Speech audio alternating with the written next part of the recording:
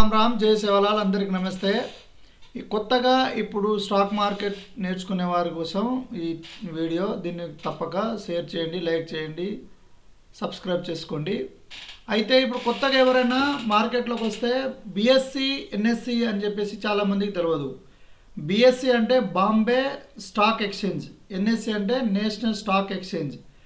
Bombay stock exchange వచ్చేసి 1875-76లో స్థాపించబడింది।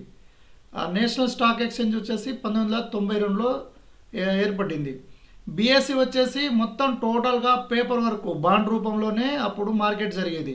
కొనే వాళ్ళైనా అమ్మే వాళ్ళైనా బాండ్ రూపంలోనే చేసేవాళ్ళు। అదేవిధంగా ఎన్ఎస్సి నేషనల్ స్టాక్ ఎక్స్చేంజ్ వచ్చేసి టోటల్గా ఎలక్ట్రానిక్ డివైస్, అంటే మొత్తం కంప్యూటర్తోనే ఆన్లైన్తోనే నడుస్తుంది। ఇది 1992 నుంచి కంప్యూటర్ ద్వారానే ఎలక్ట్రానిక్ డివైస్ ద్వారానే నడుస్తుంది। బిఎస్సి వచ్చేసి 1995 నుంచి దీనికి మన ఎలక్ట్రానిక్ డివైస్గా మార్చారు।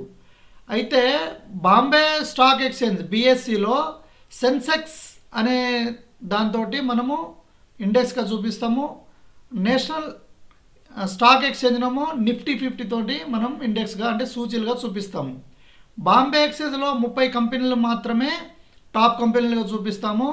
అదేవిధంగా ఎన్ఎస్సి నేషనల్ స్టాక్ ఎక్స్చేంజ్లో టాప్ 50 కంపెనీస్గా మనం పరిగణలోకి తీసుకుంటాము। బాంబే ఎక్స్చేంజ్లో 6000 పైచిలుకు కంపెనీలు ఉంటాయి, కానీ 30 కంపెనీలనే మనము టాప్ కంపెనీలుగా తీసుకుంటాము। నేషనల్ స్టాక్ ఎక్స్చేంజ్ ఎన్ఎస్సిలో 2000 పైచిలుకు కంపెనీస్ ఉన్నాయి, కానీ దాన్ని మనము 50 కంపెనీలనే నిఫ్టీగా తీసుకుంటాము। సో దీంట్లో మనకు మన ఇండియా కంపెనీలే కాకుండా బయట కంపెనీలు కూడా దీంట్లో రిజిస్టర్ అయి ఉన్నాయి। ఈ బిఎస్సి ఎన్ఎస్సి రెండు కూడా అండర్ సెబీ కిందనే పనిచేస్తుంది। సెబీ అంటే ఒక under control of stock exchange, అంటే ఇప్పుడు ఆర్బీఐ ఎట్లయితే బ్యాంకు వాటిని కంట్రోల్లో ఉంచుకుంటుందో సెబీ ఈ స్టాక్ ఎక్స్చేంజ్ను కంట్రోల్లో ఉంచుకుంటాయి। సో మనం కొత్తగా ఎవరైనా స్టాక్ ఎక్స్చేంజ్లో స్టాక్లో కానీ షేర్స్లో కానీ మ్యూచువల్లో కానీ లేకపోతే ఎస్ఐబిలో కానీ ఏ విధంగా ట్రేడింగ్ చేయాలన్నా కూడా మనం ఖచ్చితంగా రిజిస్ట్రేషన్ చేసుకోవాల్సి వస్తుంది। అది అండర్ కంట్రోల్ ఆఫ్ సెబీ। ఈ ఎన్ఎస్సిలో అయినా బిఎస్సిలో అయినా మనం ట్రేడింగ్ చేసుకోవచ్చు। కాకపోతే ఎన్ఎస్సి లిక్విడిటీలో టాప్ ఉన్నది, అంటే ఎక్కువ ట్రేడింగ్ అవుతుంది, ఎక్కువ ట్రాన్సాక్షన్ అవుతుంది కాబట్టి అది టాప్ ఎన్ఎస్సిలో ఉంటుంది। బిఎస్సి ఏమో ఈక్విటీ తక్కువ ఉంటుంది కాబట్టి కొంచెం తక్కువలో ఉంటుంది।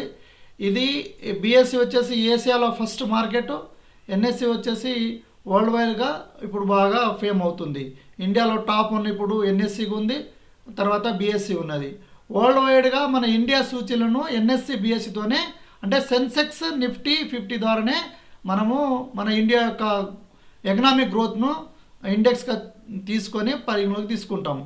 వీటికి సంబంధించింది ప్రతిరోజు మనం పేపర్లో చూస్తుంటాం, కానీ కొత్తగా వచ్చే వారికి ఈ ఎన్ఎస్సి అంటే ఏంది, బిఎస్సి అంటే ఏంది, రూల్స్ రెగ్యులేషన్స్ అనేది తెలియదు। కాబట్టి ఈ చిన్న వీడియో మీకోసము, మీ యొక్క నాలెడ్జ్ కోసం చేయడం అనేది।